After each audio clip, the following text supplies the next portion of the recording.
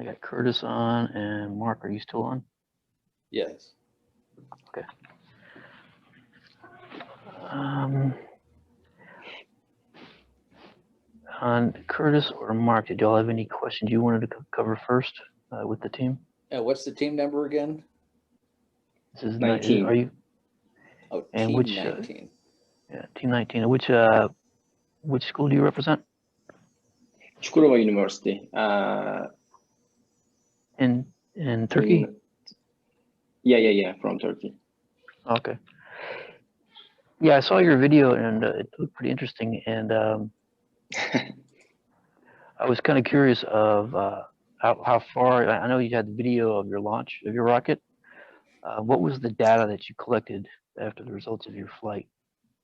Because I know you're supposed to achieve 10,000 feet, but I was curious if you achieved close to it, or was it over or less?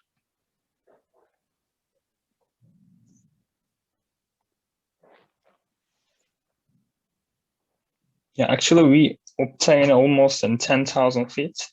Yeah, and a bit over, as we remember that, and we obtained 16 almost feet more than 10,000 feet as apogee. And actually, we designed our rocket in a simulation program such that Open Rocket or RockSim, nearly 750 feet error for above the apogee, not exactly 10,000. Okay, was there any? And after that, and after that, real case is 10,050 apogee. Okay. Mark or Kurt, do you have any questions? Sure, I do. I noticed you were recording methane parts per million, as well as I think you had in your video explained that you took several different readings of the apogee information. Is there?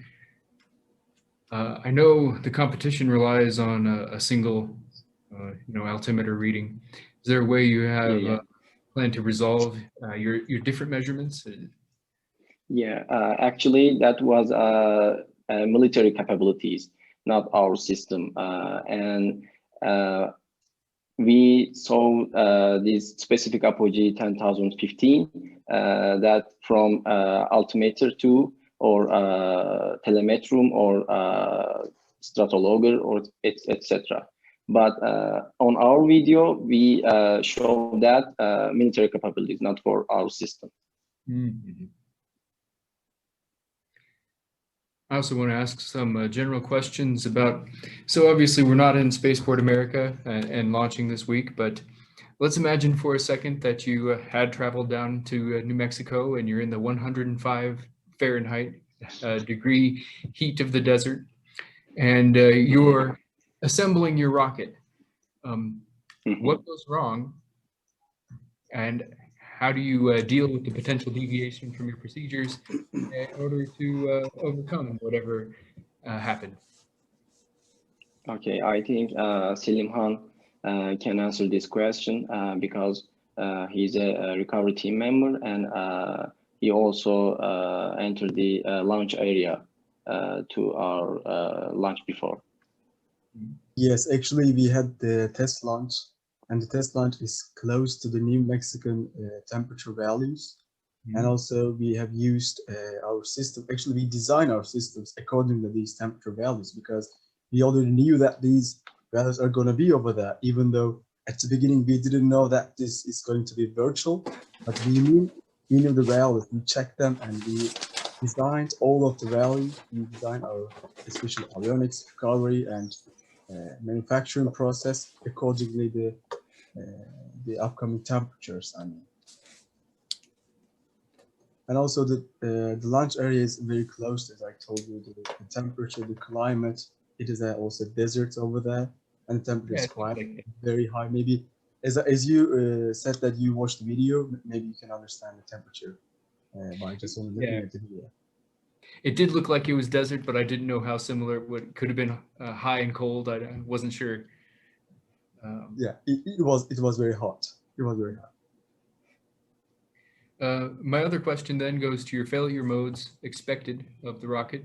Once it's in flight and proceeding along, hopefully everything goes normally, but what do you expect is most likely to go wrong during the flight?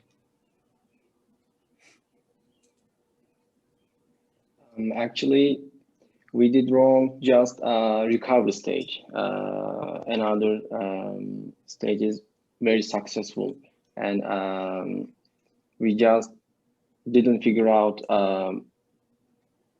two-stage recovery. We just linked all of the rocket, include payload, but we shouldn't do that. Another thing is very good and very successful, I think. You say you shouldn't link the, was it that, was there a specific problem with the parachute not being able to handle the mass, or is there a not deploying properly, or? Yeah, not deployment properly. Selim, I can explain that. Yes, but the problem is during the launch there was no problem. But at the apogee, we had the problem with the connection with the quick link. We forgot to tighten up the quick link, so that was the first problem. But it was a basic problem anyway, so we just forgot to connect the quick link. So, and actually the second thing is we connected every component, the parachute, the shock cord, the payload, with only one shock cord, which is separated by quick links and eye bolts. We could have done the second method as we designed before, but it was the plan A. But when we got the launch area, we had some issues, so we had to choose the plan B, which was connecting all with the one shock cord. So that was our problem.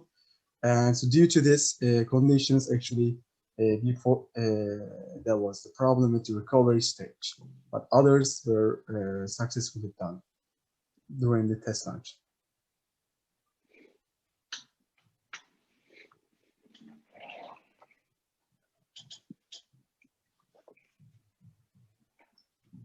So looking forward to next year, how does your team plan on taking the information that you, or the lessons that you learned from this year's experience, and hopefully translate that into a successful competition next year?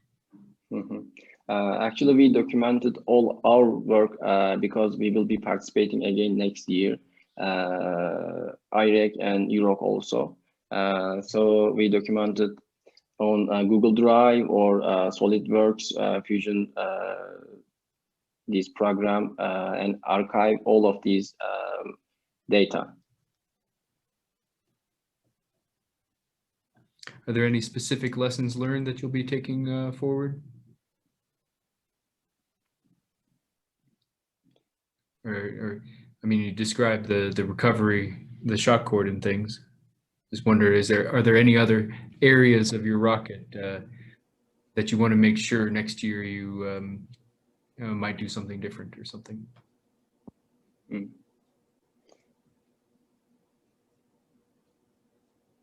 I can add something.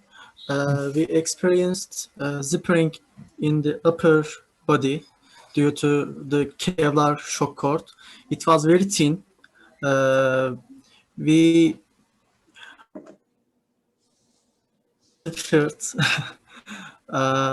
we experienced that. We will never use thin rope again. Absolutely, and this is also We learned that. Yeah, and this is related to again this plan B, as I explained it before, because we had to connect everything with the shock cord, one shock cord, and this again caused in a zipper effect. Payload's effect is very high. The opening force was very high due to the payload's weight. And also we can add some aerodynamic problem, maybe Hünkar at some improvement about our fins or our aerodynamic design. Mhm.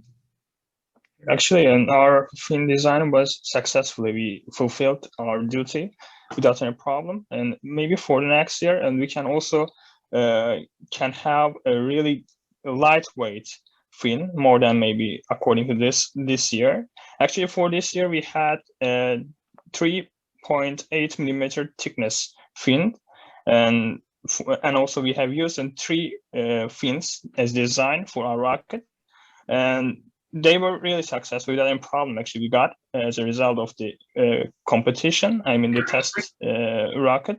But maybe we also can add some things about the aerodynamic and for the nose cone as well as fins. And this can be also maybe approach 10,000 feet directly. And some CFD results, and also we have completed everything. And according to for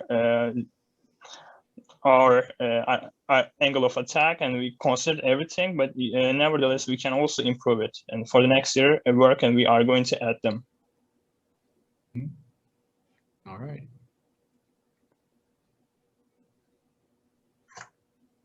Mark and John, do you have any questions? I think I've. Sure, this is Mark. I think you did a really good job on your stress analysis, the pictures that were in the report. Did you see any areas that you had to correct as far as the stress, so you would give a greater safety margin? Yeah, actually for stress analysis, yeah, and actually we have designed our components in first day according to aircraft plywood, and we really wanted to design our rocket with a lightweight, and then we have used glass fiber as well as carbon fiber materials in order to increase the strength.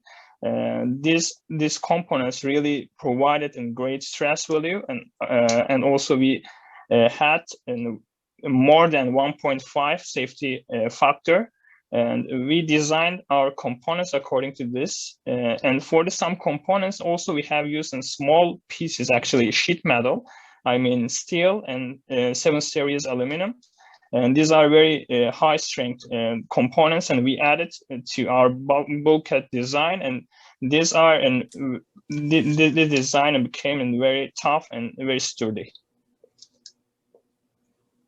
Very good. Mm-hmm. General question about your team, unless you had anything else to add on that topic, on the stress analysis. As far as team members, do you feel the workload was equally distributed among team members, or did some feel like they had too much, too little?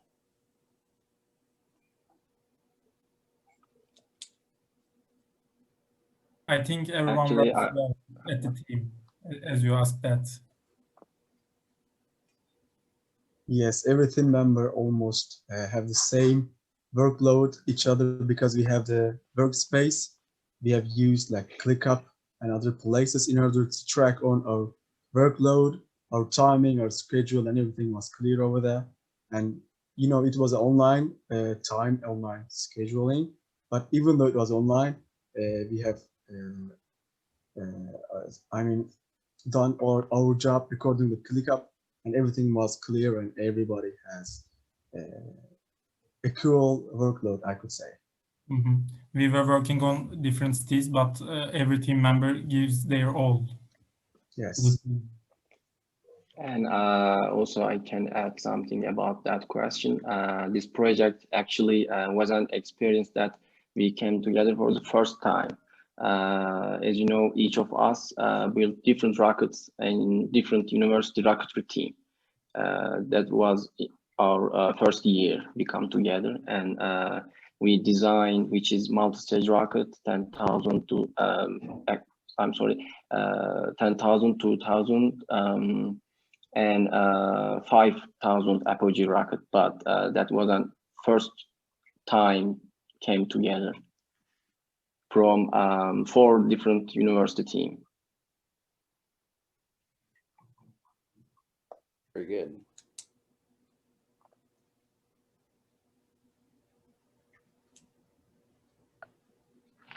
I think that pretty much covers it. I have nothing from my end. Thank you very much for your time. Thank you guys so much.